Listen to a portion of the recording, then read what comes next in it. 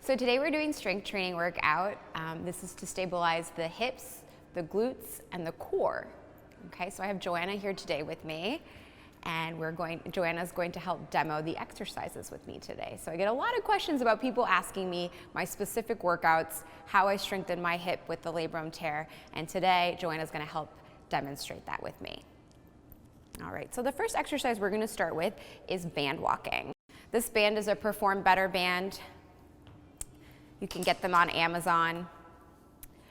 And what we're going to do here is start with a lateral band walk. So what I'm going to tell Joanna is to sit into like a mini squat. She's going to sit her hips back, right? And what she's going to do is she's going to start walking in the lateral position doing this exercise. Good. And as you can see, she's keeping her hips, her knees, and her toes in a line. Okay, good. And now Joanna will go back. All right, so we want to even it out. Good. Again, she's planting her heel if you watch. A lot of times when I see people doing this exercise, they want to use their toes. I want to make sure that you can see that she's planting her heel with each movement while keeping her hips, her knees, and her toes in a line. Good. Relax. Now we're going to shift backwards. So I'm going to have you turn around. Again, we're going to go for that mini squat, and then you're going to plant the heel as you walk backwards. Again, planting the heel each time. That way we feel glute engagement and hamstring engagement, right? So we're working the posterior chain of the body, right? So all of this back part of the body is working as Joanna is planting her heels as she goes back. Again, and her core is engaged, nice and tight. And relax, deep breath. Good, you can stand, good. How's it feel? Good? All right. All right, now after going side to side and backwards, now we're gonna move forwards, okay? So again, going into that mini squat, keeping the core engaged, and then walking forward, again, planting the heels so we keep that glute and hamstring engagement. And again, moving forward, hips, knees, and toes in alignment. Feet are parallel to each other. Again, super important. And relax, good. Breathe. So this is a stability ball, and we're gonna do a hamstring curl here with the ball. So the first way I show people how to do this is with both legs. And then there's a progression to it, which is a single leg. So we'll start with both legs first, okay? So Joanna's gonna lay back. Good. Again, what she's going to do is both of her heels are up here on the ball, okay? She's going to put her hands flat on the floor, and then she's going to bridge the hips. She's bridging the hips, contracting the glutes, and then she's going to pull the ball in. Excellent, good. Again, good. Again, she's keeping her hips up and squeezing her glutes and using her hamstrings, good. Excellent, and relax. So a lot of times when people do this exercise, they say to me, Cynthia, I feel this in my calves. Okay, you're not doing it right if you're feeling it in the calves. I mean, you might probably feel a little bit in the calves, okay, and that's okay, but the exercise is meant for the glutes and the hamstrings. Of course, the core is working as well. So again, Joanna, one more time, when you come up, make sure that you're bridging the hips up high, and then you're contracting those glutes and you're pulling in with the hamstrings, right? So pull in with the hamstrings and then resist with the hamstrings. Again, pull in with the glutes and hamstrings and then resist with the hamstrings and relax. So the progression for this exercise is a single leg curl. So what you will do here is you'll bridge up, right, Joanna? So bridge, you're gonna bring one leg up, and then you'll curl in by, again, engaging the glute and the hamstring and then pushing back out. Good, curl in and then push back out. Excellent, so this is much harder than it looks, right? And relax, good, deep breath. So that would be the progression for the single leg stability ball curl. All right, so the next exercise we're gonna do is a mountain climber with hip extension. So Joanna is gonna go into a plank. And what she's going to do is she's going to bring her knee up to her opposite forearm. Good. And then the other side, knee up to the opposite forearm. Good. And then she's going to do 2 small hip extensions. Again, lifting from the hip and squeezing the glute. Good. And she's going to come up here, other side, up. And again, if you watch with the hip extension, she's going to lift and engage the glute. Other side, lift and engage the glute. Good. And up for the mountain climber. Up. And then again, lifting and squeezing the glute. Lifting and squeezing the glute. Good. And up. Up. Good. Again, lift and squeeze the glute. Lift and squeeze the glute. Good. And up. Up. Lifting and squeezing the glute. Lifting and squeezing the glute. And relax. Good. So the next exercise we're going to do is called shoulder taps. So Joanna is going to go into a plank position. Okay, one thing I'm going to change here with Joanna's legs is I'm going to let her go for a wide base of support. So that means she can widen her legs even a little bit more than that. The next thing I'm going to make sure is that Joanna's core, her navel is pulled into her spine and that her glutes are engaged nice and tight. Good. And then she's going to slowly bring her hand up to tap her shoulder. Good. Right, exactly. And then next one, she'll go up, tap her shoulder. And relax. So the one thing that I was talking to Joanna about before we did this today is that with this exercise that you want to make sure that the glutes are engaged and that the navel's pulled into the spine, and then you go for the tap. Perfect. And then relax, right? So go ahead and sit up a second. Good. Okay. So we'll go up for the shoulder tap. Good. Again, and deep breath. Again, glutes engaged. Perfect. Core, navel's pulled into the spine, then tap the shoulder. Good. Again, glutes engaged, navel pulled into the spine, and then tap the shoulder. Good. Deep breath. Good. Now we're going to start with our strength segment. So what Joanna's going to do now to prep for our Romanian deadlift is to do a lunge with a single leg stance to practice. She's going to lunge and then go for her single leg stance in the Romanian deadlift position. Good. Perfect. Again, lunging, going for that single leg stance, and then right back up. Good. And up. And as you watch Joanna's lunging and her stance, she's keeping her core contracted. She's pushing through her heel in the lunge, and then she's stabilizing here with the heel to come back. Again, so she's feeling a deep stretch in her hamstring, which is really important when you're doing this exercise. Feeling that deep stretch in the hamstring. Good. Nice job, Joanna. Pushing through the heel, feeling the stretch here in the hamstring. Good. And lunging, pushing through the heel, feeling the stretch in the hamstring. Now you're ready for that deadlift.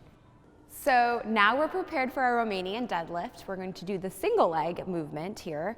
So again, with running, keep in mind it is balancing at all times on one foot. So we want to make sure that we're strengthening each hip equally. So we're going to start here with a single leg Romanian deadlift movement. So Joanna is going to use a kettlebell. This is a 14-pound kettlebell that we're using here. Again, you don't have to use heavy weights to do this exercise. This is plenty. And as you get stronger, you could probably go a little bit heavier, but 14 pounds is plenty. Keep in mind, as runners, we don't want to overdo it when we're doing these exercises so that we can save our legs for our runs. Okay. You will go ahead and put your foot here on the outside of the block here. I have a yoga block here to place the kettlebell on. So Joanna's going to hinge her hip back. She's feeling a deep stretch in her hamstring when she goes into the parallel position. So she's one parallel line to the floor here. She's keeping her core nice and engaged. And again, she's feeling a stretch in the hamstring as she's going into this movement. She's pushing her hip back, she's coming up. She's thrusting her hips and her glutes as she comes up. So when you come up and then squeeze the glutes, perfect. Pushing back, feeling a stretch, keeping the core contracted, and going back down. Good. Looks good, Joanna. She's stabilizing here, keeping her heel on the ground, which is super, super important. You don't want to keep all of your toes gripping into the floor because then you feel a lot of this in the quad. We want to make sure that you're feeling this down the back of the leg, super important. Again, feel that deep stretch down the back of the leg. Good. One more, Joanna. And up, hip thrust, squeeze the glutes, and relax, deep breath. So the next part of our strength segment is lateral lunges. So this is going to strengthen the hips, the glutes, and the core, okay? So we're going to start Joanna here with her body weight. Super important. You don't want to put weights in your hand until you've actually mastered the exercise by using your body weight alone, okay? So Joanna's going to go ahead and step out into the lunge laterally here. Perfect. Good. Again, she's pushing her hips back. She's stepping up through her heel to come up. Again, pushing her hip back, keeping her hip, her knee, and her toe in one line, and her feet remain parallel through the exercise. Good. Super important that we keep the hips, the knees, and the toes all in a line. Good.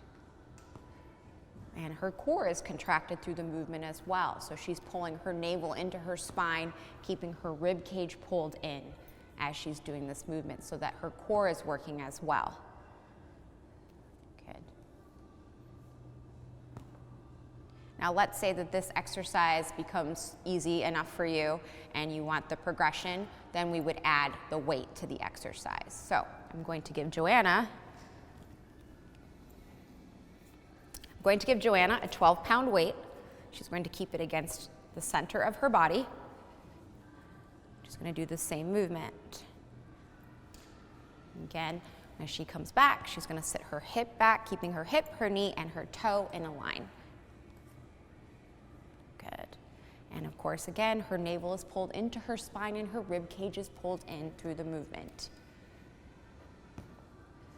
Good. Pushing through the heel. Good.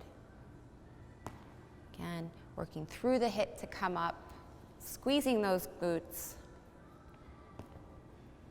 Good. And up, and smiling. Because we love our lateral lunges. Good.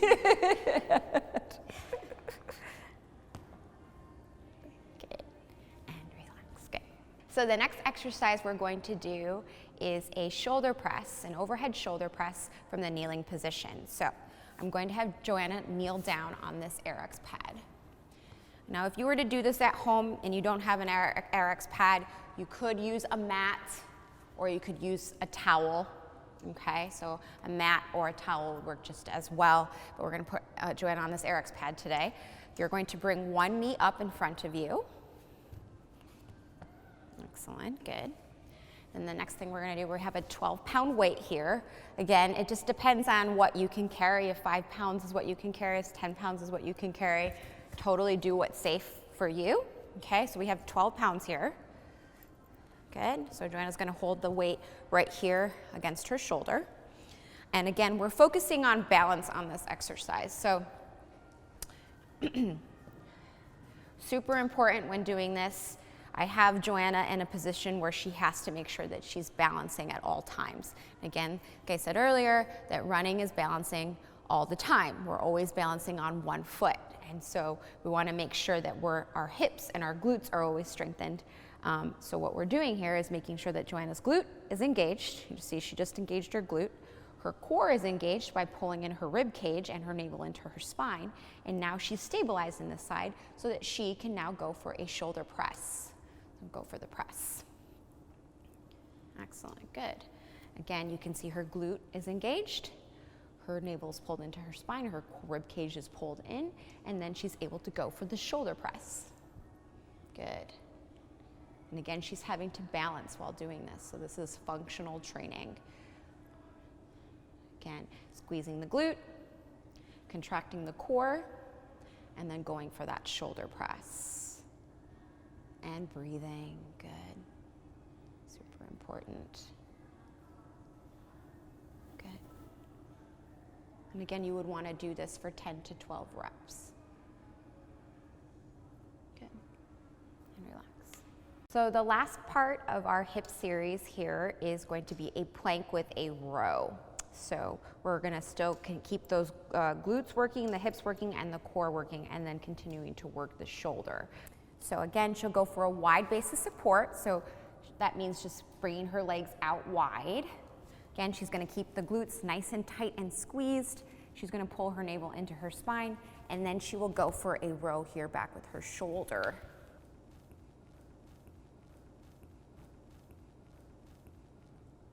Good.